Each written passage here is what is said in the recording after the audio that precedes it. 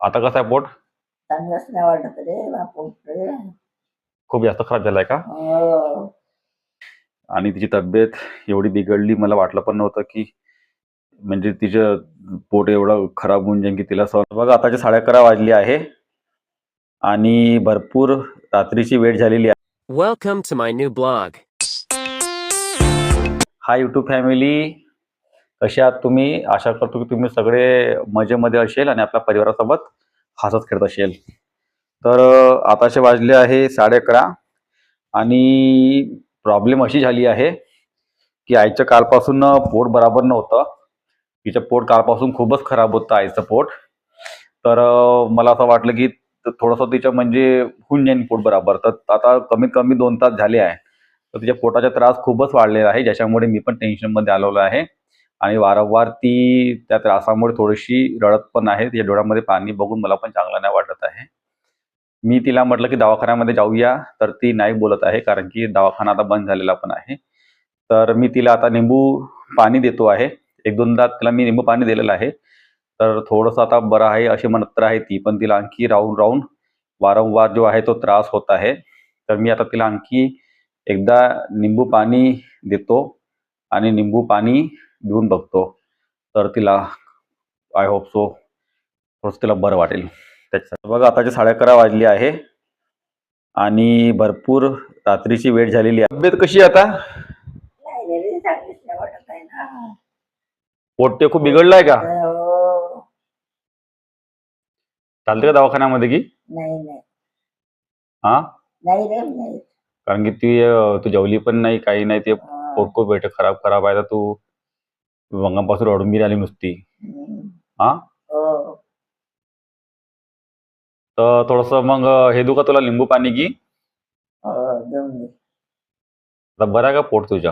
हो आता चांगलं आहे. आता कसं आहे पोट? चांगलंच नाही वाटत रे बापू रे. खूप जास्त खराब झालाय का? हो. आईची तब्येत बघून मला पण बरं नाही वाटत आहे. मी पण टेन्शनमध्ये आलो आहे आणि तिची तब्येत एवढी बिघडली, मला वाटलं पण नव्हतं की म्हणजे तिचं पोट एवढं खराब होऊन जाईल की तिला सहन सुद्धा होणार नाही. तर ती आता निंबू सरबत तर पिलाय तिने आणि ती थोडासा आराम करून राहिली आहे. तर बघू, प्रयत्न तर करतो की मी तिला लिंबू पाण्याने रिकवर होऊन जावं लवकर म्हणून. कारण की ती दवाई पण खात नाही, तिला दवाई सूट होत नाही. त्याच्यामुळे मला बी बरं नाही वाटत आहे. मला पण असं म्हणजे बेचैनी वाटत आहे तिची तब्येतीकडे बघून. नाहीतर मग तिला दवाखान्यामध्ये दाखवायला न्यावं लागेल. बघतो आता मी.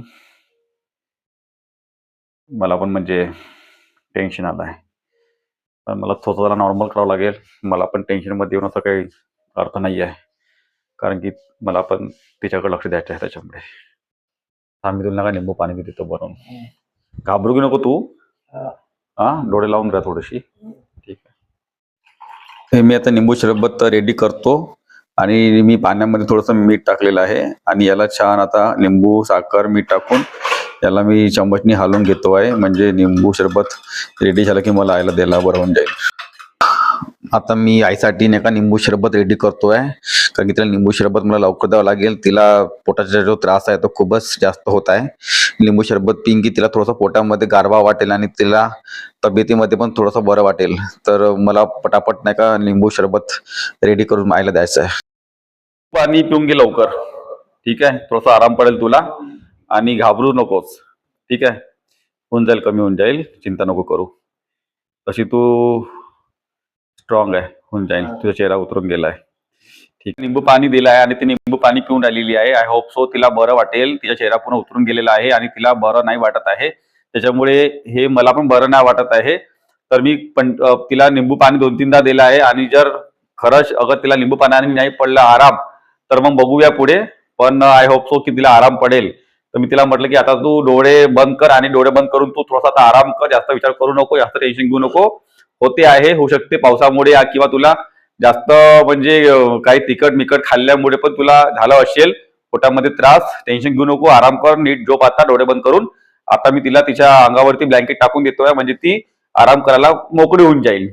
तर तिला आराम म्हणजे करता येणार बऱ्यापैकी. आता मी या व्हिडिओला इथंच बंद करतो. व्हिडिओ आपण नेक्स्ट व्हिडिओमध्ये नेक्स्ट ब्लॉगमध्ये. तोपर्यंत Jai Maharashtra. Thank you. Thanks for watching.